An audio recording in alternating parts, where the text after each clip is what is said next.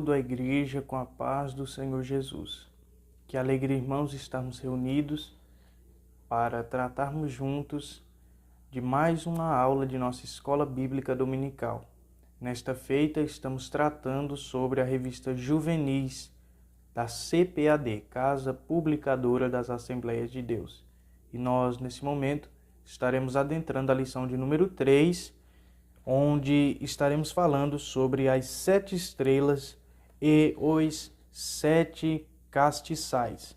Nós estamos aqui em uma série de estudos sobre o livro de Apocalipse, uma visão panorâmica do livro de Apocalipse, e nós, nas aulas passadas, falamos sobre o livro, o título do livro, o autor do livro, falamos sobre o contexto do livro, os objetivos. Nós, na aula de número 2, falamos sobre a visão do Cristo vitorioso, falamos sobre o nascimento de Jesus, a vida de Jesus terrena, falamos sobre a sua ascensão aos céus e também falamos sobre o arrebatamento da igreja. E nessa lição vamos estar falando sobre as 7 estrelas e os 7 castiçais, com ênfase também nas 7 cartas às 7 igrejas da Ásia Menor.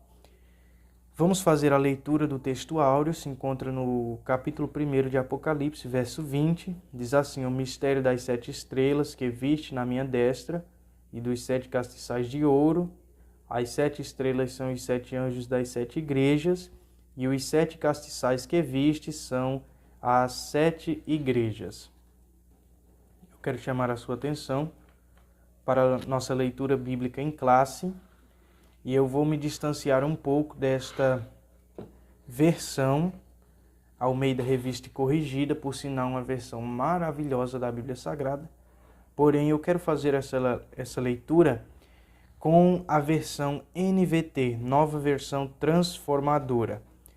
Capítulo 1 de Apocalipse, verso 16 ao 20, onde está a nossa leitura bíblica em classe, e eu quero ler com os irmãos. Verso 16 diz assim, estou lendo com a Bíblia NVT.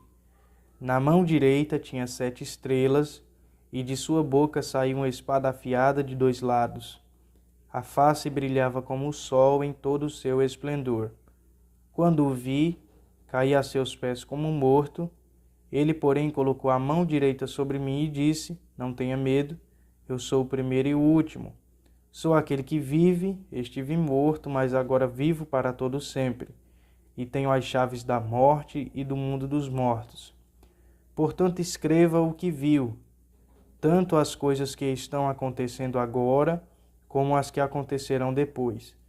Este é o significado do mistério das 7 estrelas que você viu em minha mão direita e dos 7 candelabros de ouro. As 7 estrelas são os anjos das 7 igrejas, e os 7 candelabros são as 7 igrejas. Graças a Deus por esta maravilhosa leitura. Eu quero chamar a sua atenção para os objetivos também dessa lição, que são 3. O primeiro objetivo é apresentar o significado das 7 estrelas e dos 7 castiçais. O segundo objetivo é proporcionar uma visão panorâmica acerca das 7 igrejas da Ásia. E o terceiro objetivo é explicar as cartas para Éfeso, Esmirna, Pérgamo, Tiatira, Sardes, Filadélfia e Laodiceia. Bom, irmãos, o primeiro tópico dessa lição vai nos falar sobre o número 7. Quando nós vemos o número 7 na Bíblia, nós devemos nos lembrarmos que estamos tratando de um termo muito abundante na Bíblia Sagrada.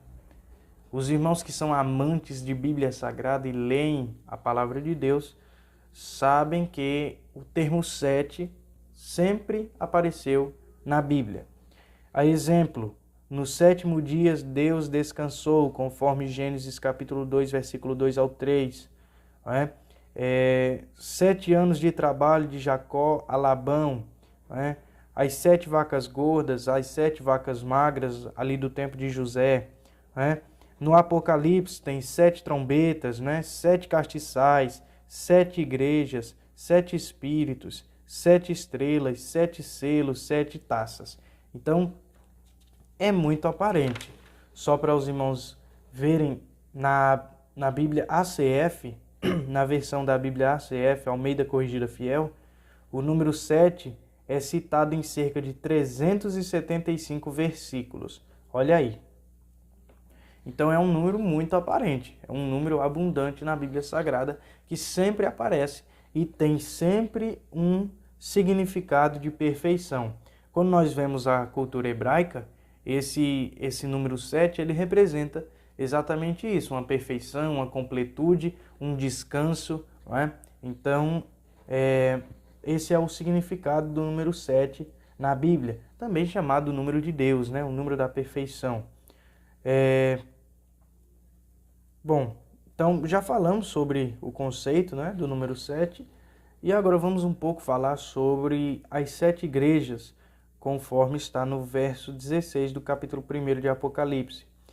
Essas 7 estrelas, irmãos, conforme o próprio relato bíblico nos fala, são os 7 pastores, são os anjos das igrejas, tá certo? Do hebraico malak, ou malachi, aportuguesado, não é? É mensageiro. O pastor é mensageiro de Deus na igreja, onde ensina a palavra sob a direção do Espírito Santo.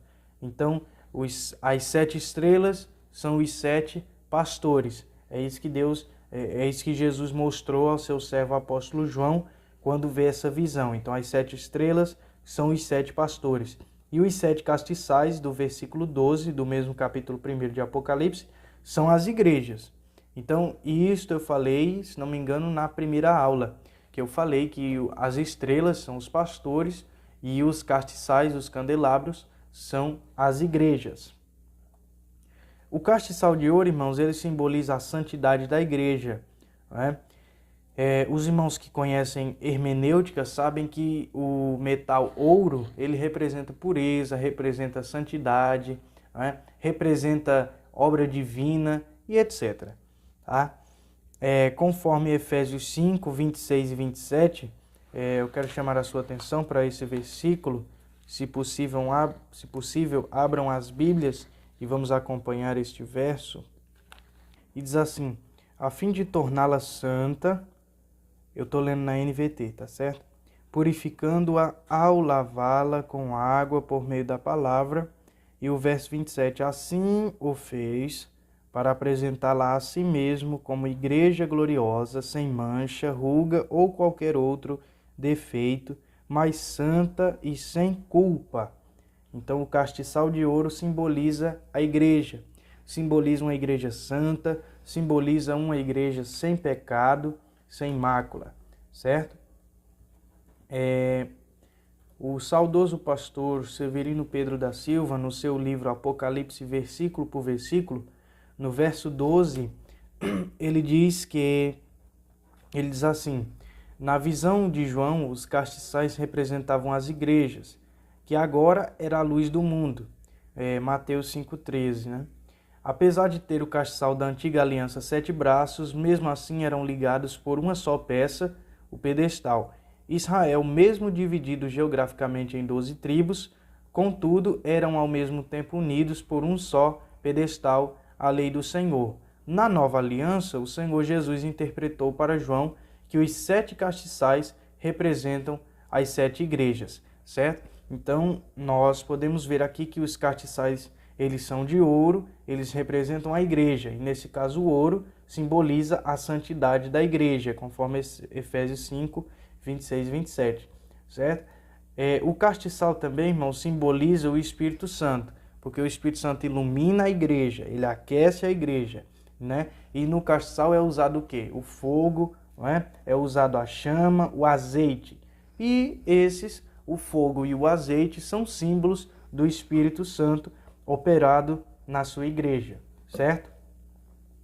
Concluindo essa parte, nós entramos no segundo tópico da lição, que é quando falamos sobre as cartas enviadas por Jesus. Então aqui, irmãos, nós vamos falar de fato sobre as 7 cartas, as 7 igrejas da Ásia Menor, atual Turquia, certo? Vamos lá. A Ásia Menor, né, a antiga Ásia Menor, é hoje a atual Turquia, o país Turquia. Era um antigo domínio do Sacro Império Romano, né, e as cidades que compunham a Ásia Menor, Éfeso, Pérgamo, Tiatira, Sardes, Filadélfia e Laodiceia.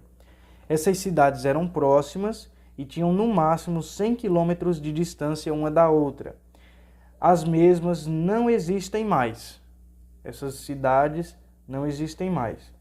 Algumas ainda existem outras cidades em cima do local onde eram essas cidades, mas com outros nomes hoje em dia. As mesmas não existem mais, porém a advertência a permanecermos fiéis à palavra de Deus permanece. Devemos ser cristocêntricos e relevantes, conforme Efésios 5:27 que lemos. Assim o fez para apresentá-la a si mesmo como igreja gloriosa, sem mancha, ruga ou qualquer outro defeito, mas santa e sem culpa. Então Jesus entregou a sua vida pela igreja para trazê-la como igreja gloriosa, sem mancha, sem pecado, sem defeito, sem culpa, mas santa, separada do mundo. Então as cidades não existem mais, mas a mensagem dedicada a essas igrejas ainda está atual nesses dias. E nós entramos aqui no terceiro tópico, onde vamos falar sobre Éfeso.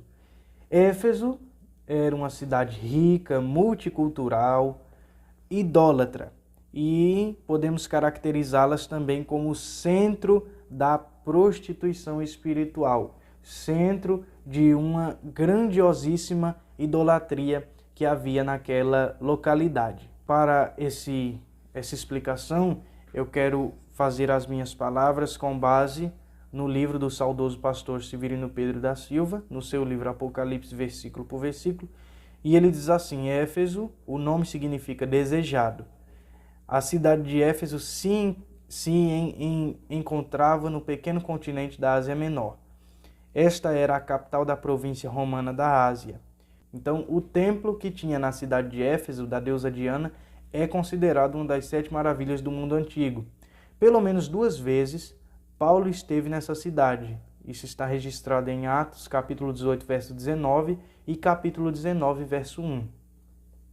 Em sua terceira viagem por aquela região, ele não chegou até lá, mas estando em Mileto, mandou a Éfeso a chamar os anciãos da igreja. Essa igreja recebeu 2 cartas, uma carta de Paulo, a Epístola aos Efésios, e a outra carta de Jesus, aqui está sendo estudada nesse momento. A primeira carta foi mandada no ano 64 d.C. e a segunda em 96 d.C., que é a data comumente aceita pelos teólogos desde os pais da igreja como sendo a data que foi escrito o livro de Apocalipse. Então, nós entendemos algo bem comum nessas igrejas. 7 coisas comuns em todas as 7 mensagens. Todas são dirigidas ao anjo da igreja. A carta não é dirigida ao público, a carta é dirigida ao anjo da igreja. O anjo da igreja é o portador da carta. Deus fala primeiro com a liderança, não é?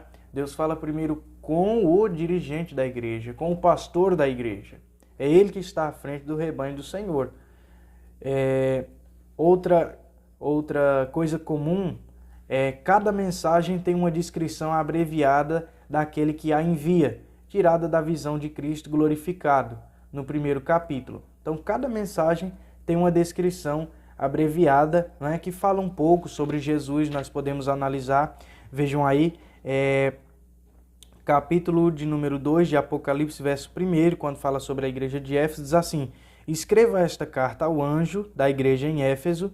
Esta é a mensagem daquele que segura na mão direita as 7 estrelas, daquele que anda entre os 7 candelabros de ouro. Eu estou lendo a NVT, a Nova Versão Transformadora. Então, em cada início de carta, Jesus se apresenta de uma forma, certo? Isso é comumente comum em todas as 7 cartas, embora em uma carta ele se apresenta de uma forma, em outra de outra forma, mas em todas as 7 cartas Jesus se apresenta de alguma forma. Cristo afirma a cada igreja: sei Jesus sabe a situação, Jesus sabe a característica daquela igreja.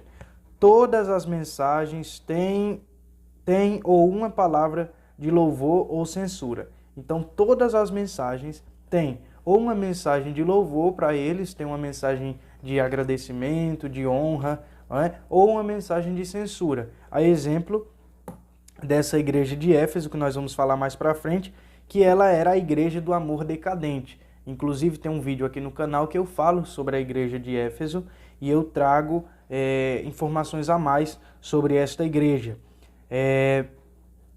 Então, o Senhor Deus fala com essa igreja.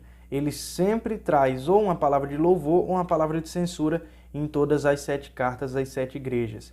Outra, Cristo lembra a sua vinda e o que há de acontecer conforme a conduta da própria pessoa a todas as 7 igrejas. Então Jesus ele reafirma que ele vem logo, que ele em breve vem, e ainda diz, aquele que ouvir, né, aquele que vencer vai receber galardão e etc., como nós já falamos na lição de número 1, onde falamos sobre o livro de Apocalipse. A cada igreja é repetida a frase, quem tem ouvidos ouça o que o Espírito diz às igrejas. Isso é aparente em todas as cartas. E a 7ª verdade comum é, cada vez há uma promessa explícita para os vencedores do bom combate da fé. E é como eu já falei, Jesus diz, o que vencer, ao que vencer receberá, enfim, e assim vai, conforme a narrativa bíblica. Então, a cidade ela era rica, ela era multicultural, era muito idólatra, né, o centro das imoralidades. Essa cidade, a igreja, os cidadãos cristãos daquela cidade amavam a Bíblia, defendiam o nome e a lei do Senhor. Jesus elogia eles por isso, conforme o verso 2 e 3 da carta, que diz assim, sei de tudo que você faz, vi seu trabalho árduo e a sua esperança, e sei que não tolera os perversos. Examinou as pretensões dos que se dizem apóstolos, mas não são, e descobriu que são mentirosos. Sofreu por meu nome com paciência sem desistir. Então Jesus está falando sobre a situação daquela igreja. Ele sabe que eles amavam a Bíblia, sabe que eles defendiam o Senhor, sabe que eles eram contrários às heresias, não é? Mas no versículo 4, Jesus já começa a trazer uma mensagem de advertência àquela igreja. Aqui, versículo de número 4, tenho, porém, contra ti que deixaste a tua primeira caridade, conforme a Bíblia Arque, Almeida Revista Corrigida. A primeira caridade, o primeiro amor, essa expressão não significa o declínio da fé. Deixar o primeiro amor não quer dizer se apostatar da fé. Só está falando que eles deixaram aquele fulgor do amor cair, né? O pastor Severino Pedro diz assim, sugere um esfriamento no amor, conforme Mateus 24:12. Cerca de 30 anos antes dessa carta, a igreja de Éfeso tinha ardente caridade para com todos os santos, conforme Efésios 3:18. Então, aquele povo, a igreja de Éfeso, eles deixaram o seu primeiro amor. É como que eles deixaram de fazer aquelas obras sociais e etc. que tinha naquela cidade. Cristo mencionou não menos que 9 características destacadas e louváveis que achou na igreja de Éfeso, mas por isso podia desculpá-la da falta de amor.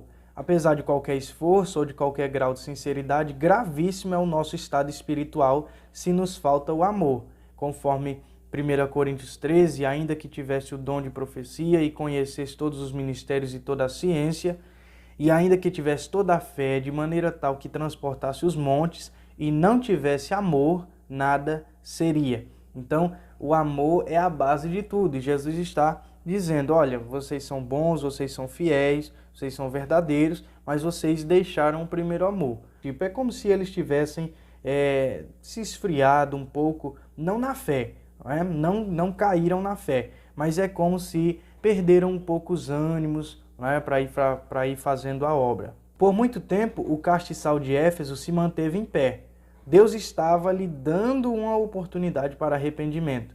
Segundo o testemunho da história, ela isso não fez, e o juízo de Deus atingiu não somente a igreja, mas também a cidade. No 5º século, sua glória declinou. Hoje não resta nem opulência, nem mesmo templos pagãos suntuosos, nem o porto, que o próprio mar destruiu e aterrou. Éfeso era uma igreja autêntica, ensinava a verdadeira doutrina de Cristo, punha à prova os homens que se desviaram da fé, uma vez para sempre entregue aos santos, mas devia arrepender-se de uma falta grave. Deixou o primeiro amor. A igreja não pode deixar o primeiro amor, irmãos. No contexto vivido, a melhor maneira de o cristão restaurar a primeira caridade é, sem dúvida alguma, praticar as primeiras obras. Ambas exigências foram exigidas na igreja de Éfeso. Então, a igreja não pode deixar o amor cair. A igreja não pode deixar o amor se esvair.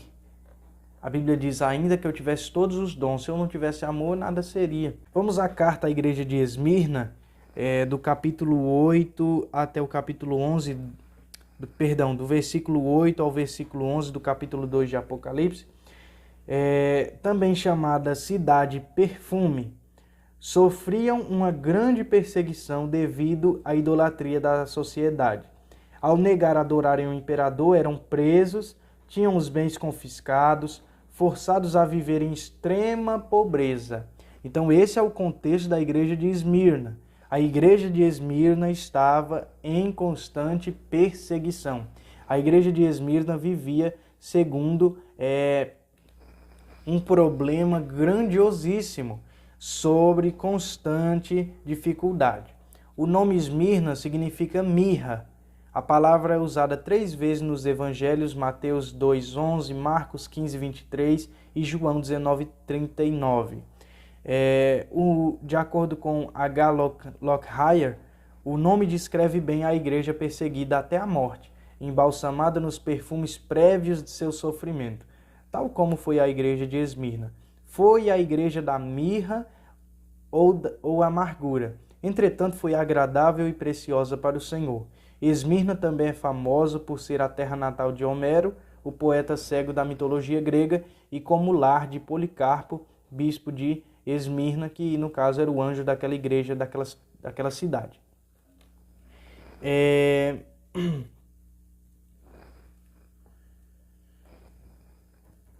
No verso de número 9, o Senhor diz assim para a igreja de Esmirna: eu sei as suas obras, e tribulação, e pobreza, mas tu és rico, e a blasfêmia dos que? Verso de número 9. A blasfêmia dos que se opõem a você. Eles se dizem judeus, mas não são, pois a sinagoga deles pertence a Satanás. Nesse versículo, Jesus reafirma novamente: eu sei as tuas obras. O Senhor Jesus não só conhecia as obras dessa igreja fiel, mas de um modo especial a tribulação deles. Jesus conhecia a situação que eles estavam passando. Tribulação significa pressão, derivado do tilibo, que tem o sentido geral de pressionar, afligir, etc. Nas páginas do Novo Testamento, em sentido comum, com exceção da palavra designada para um período de 7 anos, tem o sentido de perseguição deflagrada por aqueles que são aqui na terra inimigos do povo de Deus. Então, aqui estamos falando sobre a perseguição, a tribulação que aquele povo passava. É lógico que quando o Apocalipse fala sobre essa tribulação, sobre essa dificuldade, Jesus não está falando sobre a grande tribulação. Jesus não está falando sobre o evento que seguirá após o arrebatamento da igreja. Não é isso. Jesus está falando sobre a constante perseguição que o povo daquela cidade passava por parte do Império Romano. Então, como eu já falei, aquele povo era preso, aquele povo era sofrido, mas aquele povo era rico espiritualmente, conforme diz o verso 9. Mas tu és rico. Então, Jesus está dizendo que aquele povo era rico espiritualmente, mesmo ele estando em dificuldade, mesmo ele estando com problemas, mas eles eram ricos. O pastor Severino Pedro diz assim: Cumpre-se aqui, portanto, um provérbio oriental que diz: aos olhos de Deus existem homens ricos que são pobres e homens pobres que são ricos. O sábio Salomão declara em Provérbios 13:7: há quem se faça rico, o pastor de Laodiceia, não tendo coisa alguma, e quem se faça nobre, o pastor de Esmirna, tendo grande riqueza. Olha aí, está aqui fazendo um paralelo entre a igreja de Laodiceia e a igreja de Esmirna.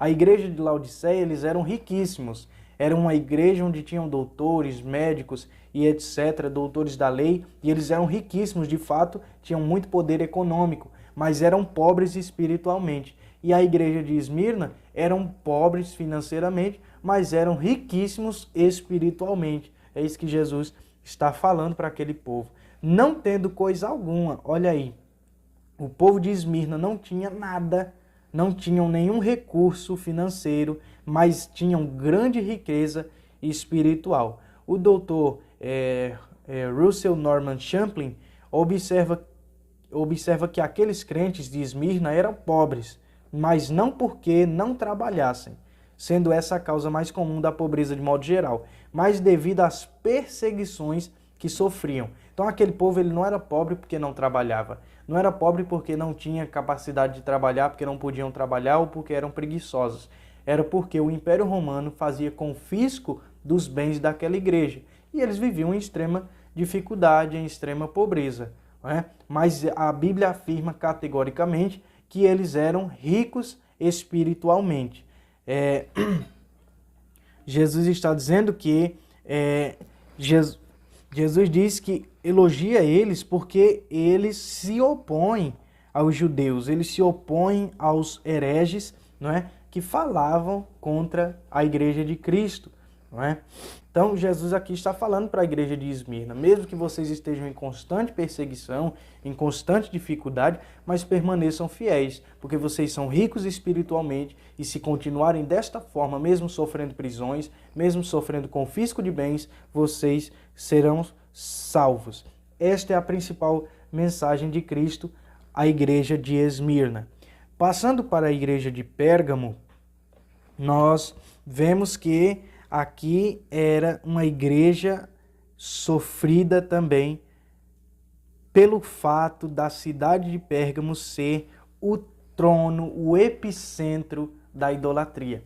A Bíblia chega a dizer no verso de número 13 do capítulo 2 de Apocalipse, diz assim: conheço o lugar onde você vive, a cidade onde está o trono de Satanás. Ainda assim, você permanece leal a meu nome. Recusou-se a negar a sua fé em mim, até mesmo quando Antipas, minha testemunha fiel, foi morto onde vocês vivem, o lugar de habitação de Satanás. Então aqui Jesus está reafirmando o compromisso dele com aquela igreja, porque aquela igreja, mesmo sofrendo dificuldade e estando no epicentro da idolatria, eles continuaram fiéis ao Senhor e Deus tem compromisso com quem tem compromisso com ele. Né? Isso não é bíblico, é um senso comum de todos que veem a Bíblia e tiram essas conclusões, depreende-se isso do texto bíblico. Né? E então Jesus está falando com aquele povo sobre isso. A possível referência atribuída ao trono de Satanás nessa passagem pode ser, conforme alguns comentaristas, a coluna que havia por trás da cidade com 300 metros de altura, na qual havia muitos templos e altares dedicados com exclusividade à idolatria. Essa coluna podia ser um monte ou o trono de Satanás, em contraste com o monte de Deus, como Jesus nos fala aqui nessa carta à igreja de Pérgamo. Então, Jesus está dizendo, mesmo que vocês estejam nesse lugar onde é denominado o trono de Satanás, onde é o lugar onde o diabo predomina, o diabo reina, vocês permaneceram fiéis à palavra do Senhor, tá certo? Mas aí, no verso 14, Jesus diz assim: contudo, tenho contra você algumas queixas. Você tolera em seu meio pessoas cujo ensino é semelhante ao de Balaão, que mostrou a Balaque como fazer o povo de Israel tropeçar. Ele os instigou a comer alimentos oferecidos a ídolos e a praticar imoralidade sexual. A doutrina de Balaão, que também se transformou no seu erro, era que, raciocinando segundo a moralidade natural, e assim vendo o erro em Israel, ele supôs que Deus, justo, teria de amaldiçoá-lo. Era cego para com a moralidade da cruz de Cristo, mediante ao qual Deus mantém e reforça a autoridade, de tal modo que vem ser justo e o justificador do pecador que olha para Cristo.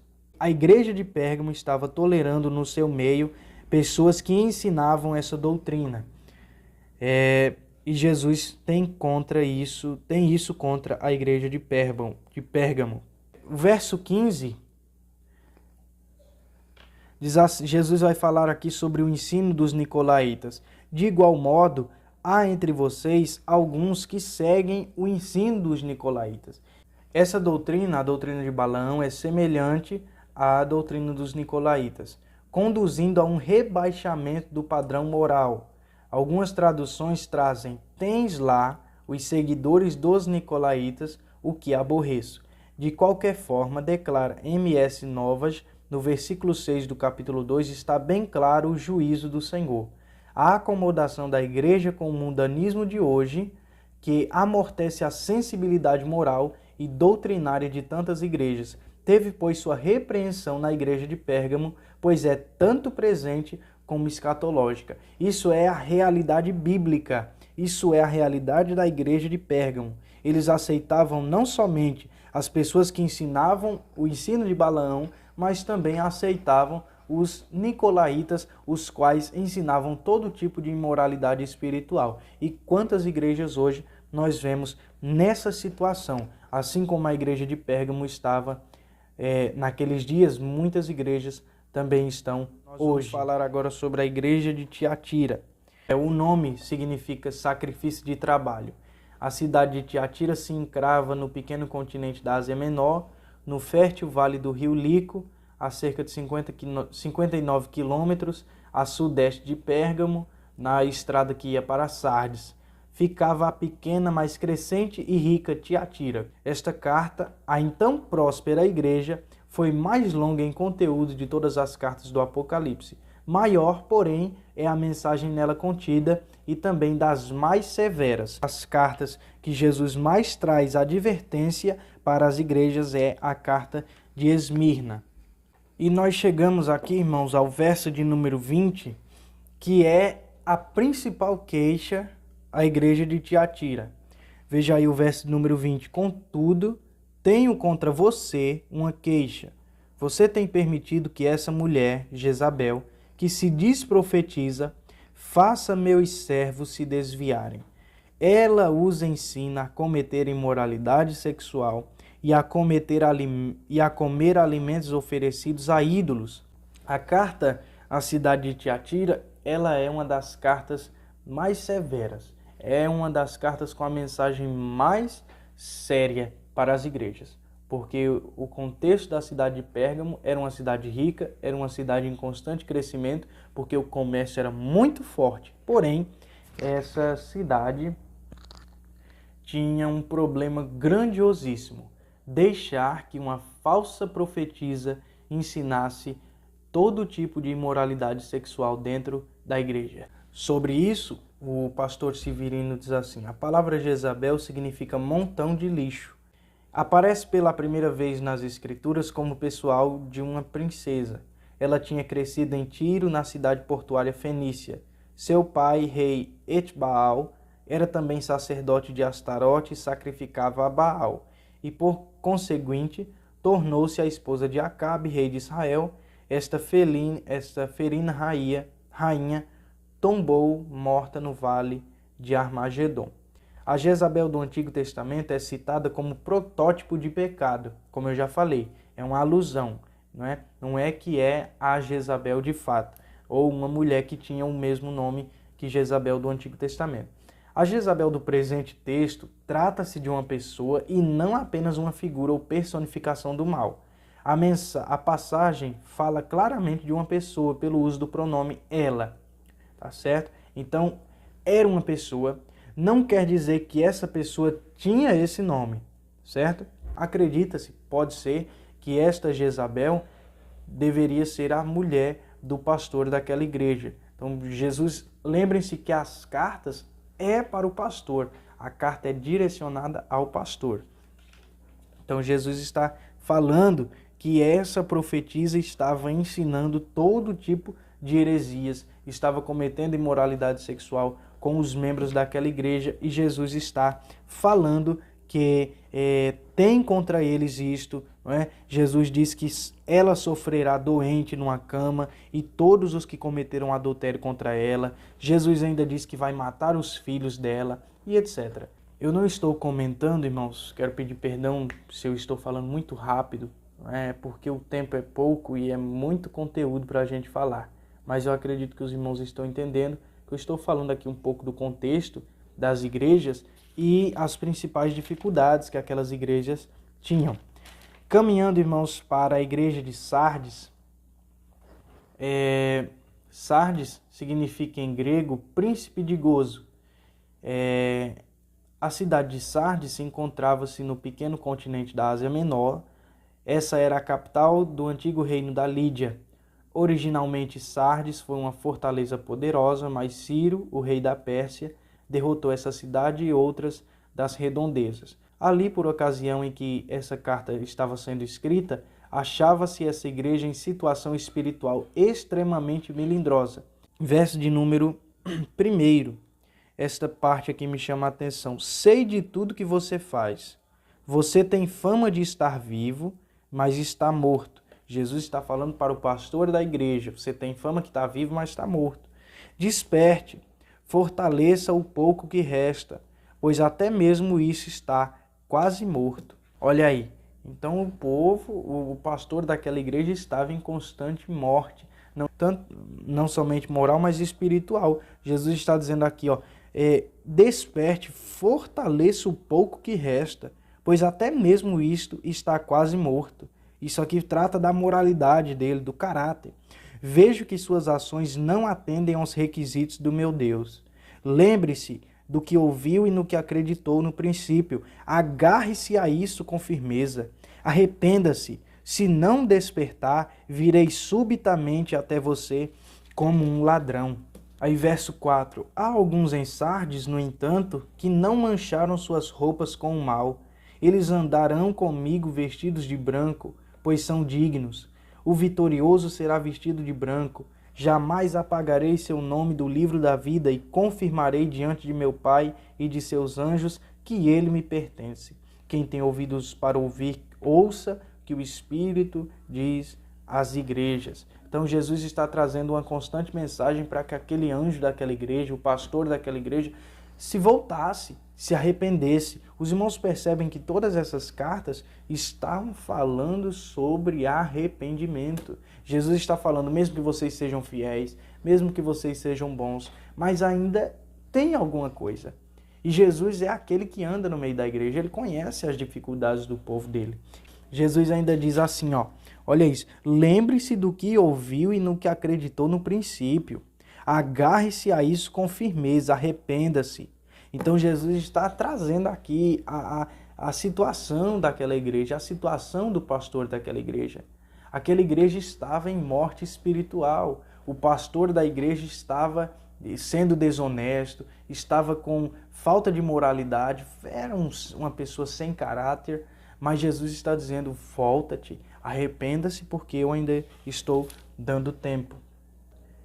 Esta porta aberta que Jesus diz à igreja de Filadélfia, aponta para a posição geográfica na rota que ligava Jerusalém à capital do Império, Roma. Profeticamente, porém, refere-se à era missionária da igreja que começou nos fins do século XVIII e que chega até nossos próprios dias. Então, Jesus está falando que aquela porta que foi aberta é a porta da pregação do Evangelho. Quando nós vemos verso 8 do capítulo 3 de Apocalipse assim, sei de tudo que você faz. Abri para você uma porta que ninguém pode fechar. Você tem pouca força, mas ainda assim obedeceu a minha palavra e não negou meu nome.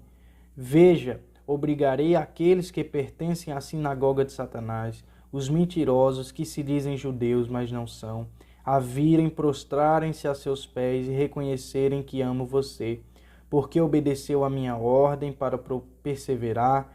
Eu o protegerei do grande tempo de provação que virá sobre todo o mundo para pôr à prova os habitantes da terra. Venho em breve, apegue-se ao que você tem, para que ninguém tome sua coroa. O vitorioso se tornará coluna no templo do meu Deus, de onde jamais sairá. Escreverei nele o nome do meu Deus, e ele será cidadão da cidade de meu Deus, a nova Jerusalém que desce do céu, da parte de meu Deus, e também escreverei nele o meu novo nome. Quem tem ouvidos para ouvir, ouça o que o Espírito diz às igrejas. Na igreja de Filadélfia, Jesus foi uma das igrejas que Jesus mais elogiou, né? Isto é uma característica grandiosíssima. Isso não é negado de jeito nenhum, né? Porque isso é aparente na igreja de Filadélfia. Então, esses cristãos de fato viviam em amor, tá? Na carta, há menção das sinagogas de Satanás, que se dizem judeus e não são, mas mentem, referindo-se à oposição judaica aos cristãos.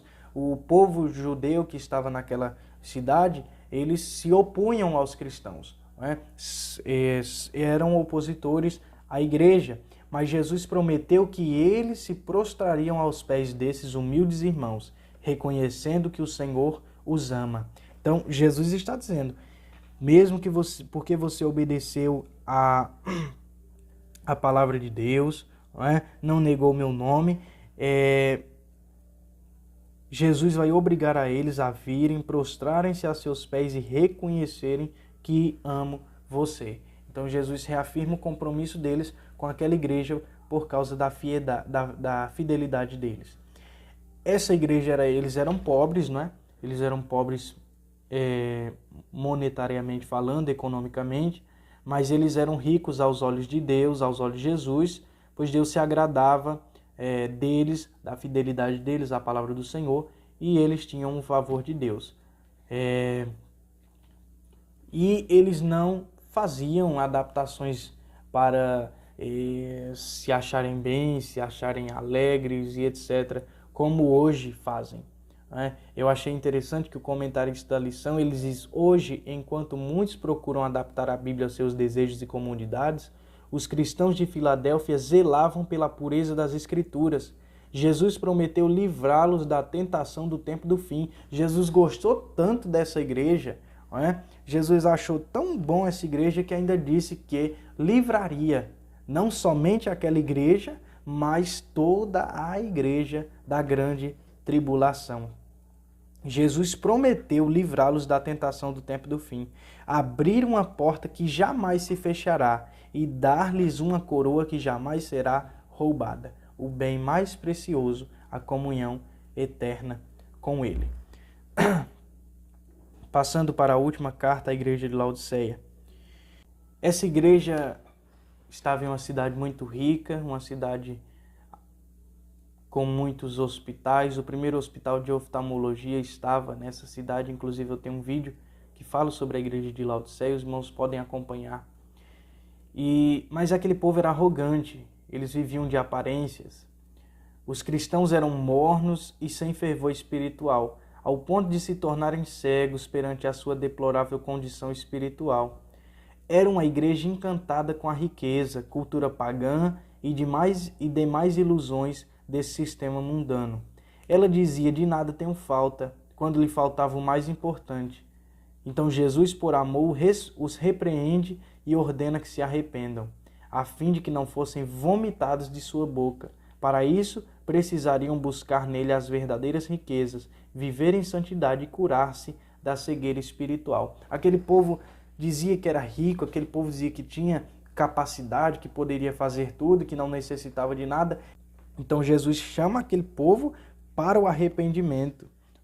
Versículo 15: sei de tudo que você faz. Você não é frio nem quente. Desejaria que fosse um ou outro, mas porque é como água morna, nem quente nem fria, eu o vomitarei de minha boca.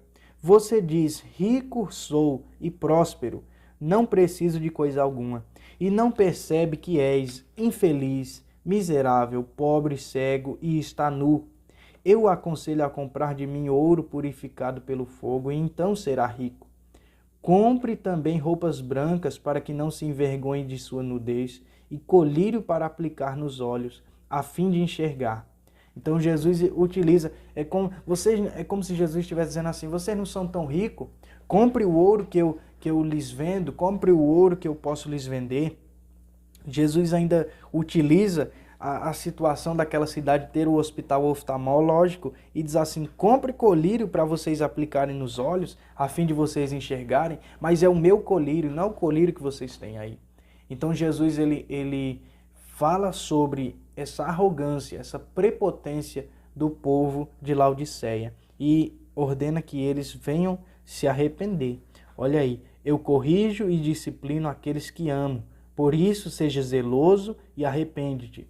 Preste atenção, estou à porta e bato. Se você ouvir a minha voz e abrir a porta, entrarei e juntos faremos uma refeição como amigos.